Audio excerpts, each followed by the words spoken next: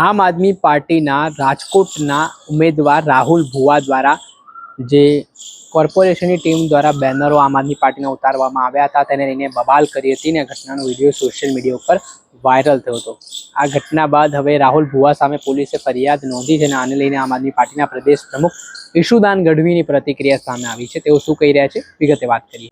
વૈષ્ણવજન તો તેને કહીએ જે પીડ પરાઈ જાનાને રે। નમસ્કાર દર્શક મિત્રો, નવજીવન ન્યૂઝમાં આપનું સ્વાગત છે। હું છું ફૈઝાન। ગુજરાતમાં સ્થાનિક સ્વરાજ્યની ચૂંટણીનો માહોલ જબરજસ્ત જામી ચૂક્યો છે। આરોપ પ્રત્યારોપનો દોર ચાલી રહ્યો છે ત્યારે ગઈકાલે રાજકોટનો એક વિડીયો સોશિયલ મીડિયા ઉપર વાયરલ થયો હતો, જેમાં રાહુલ ભુવા નામના આમ આદમી પાર્ટીના ઉમેદવારે રાજકોટ કોર્પોરેશનની ટીમ સામે બળાપો ઠાલવ્યો હતો, કેમ કે આમ આદમી પાર્ટીના બેનરો કોર્પોરેશનની ટીમે ઉતારી લીધા હતા।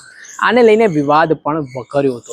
આ ઘટનાના પગલે જે સ્થિતિનું નિર્માણ થયું હતું તેનો વિડીયો પણ વાયરલ થયો હતો અને જે બાદ આજે સવારે આમ આદમી પાર્ટીના ઉમેદવાર રાહુલ ભુવા સામે પોલીસ ફરિયાદ પણ થઈ છે, જેના પગલે આમ આદમી પાર્ટીના પ્રદેશ પ્રમુખ ઈશુદાન ગઢવીનું નિવેદન સામે આવ્યું છે। તેઓ શું કહી રહ્યા છે તે સાંભળો। એ રીતે જોઈએ તો ગઈકાલે રાજકોટમાંથી એક વિડીયો સામે આવ્યો હતો, જેમાં આપના એક નેતા છે રાહુલ ભુવા, તેની પોલીસ સાથે માથાકૂટ થઈ હતી અને હવે સવારે એવા સમાચાર મળ્યા કે તેમની સામે ફરિયાદ પણ થઈ છે। તો કઈ રીતે જોઈ રહ્યા છો ઘર્ષણ બાદ આ તાત્કાલિક ધોરણે પગલાં લેવાય? ભાજપ ડરી ગયું છે, ભાજપ ચૂંટણી હારી રહ્યું છે। આજે આ રાહુલ ભુવા છે એ વિધાનસભામાં હજારો મત એ સમયે 2022માં લાવ્યા છે, અત્યારે તો આમ આદમી પાર્ટી ખૂબ મોટી વિશાળ થઈ ગઈ છે। ત્યારે એમાં એ રાહુલ ભુવા છે ટીમે કોર્પોરેશનમાં ઉતરી છે અને તમે જુઓ વિડીયો, મેં તો જોયો, એ વિડીયોમાં ખોટું શું કહે છે કે અમારા શું કામ બેનરો ઉતારો, તમે ભાજપના ઉતારો, ચાલો સ્વાભાવિક છે। 2 દિવસ બાદ એના ઉપર FIR કરવામાં આવે છે, ફરિયાદ કરવામાં આવે છે, જેથી કરીને ચૂંટણી પ્રચાર ન કરી શકે, ચૂંટણી લડી ન શકે મજબૂતાઈથી। પણ એને ખબર નથી આ ગુજરાતની જનતા છે, એના ઉપર જેટલો અત્યાચાર કરશો એટલી ગુજરાતની જનતા ક્યારેય સાંખી નથી લેતી।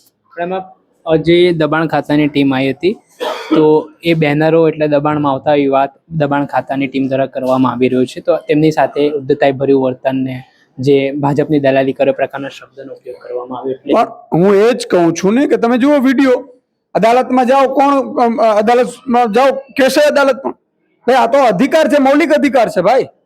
કોણે એવું કીધું છે કે આ નહીં કહેવાનું?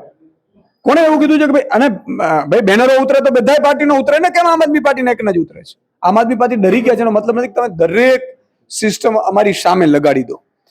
અને સવાલ એ છે ગુજરાતની જનતા જોઈ રહી છે આ ચૂંટણી, આમ આદમી તો નિમિત્ત છે, ગુજરાતની જનતા લડી રહી છે અને ગુજરાતની જનતા બટન દબાવીને જીતાડીને બતાવશે। આપણે સાંભળ્યા હતા આમ આદમી પાર્ટીના પ્રદેશ પ્રમુખ ઈશુદાન ગઢવી ગઢવીને તેમણે જે રીતે આક્ષેપો કરતા કહ્યું કે ક્યાંક ને ક્યાંક ભાજપ ડરી ગઈ છે, એટલે પોલીસને આગળ કરીને પોલીસની સત્તાનો દુરુપયોગ કરીને આમ આદમી પાર્ટીના નેતાઓ અને કાર્યકરો સામે ખોટી ફરિયાદો છે તે ઊભી કરવામાં આવી રહી છે અને જે એક ડરનો માહોલ છે તે આમ આદમી પાર્ટીને લઈને ભાજપે બનાવ્યો હોય તેવા આક્ષેપ તેમણે લગાવ્યા। દર્શક મિત્રો, આવા જ વિડીયો જોવા માટે નવજીવન ન્યૂઝ જોતા રહો।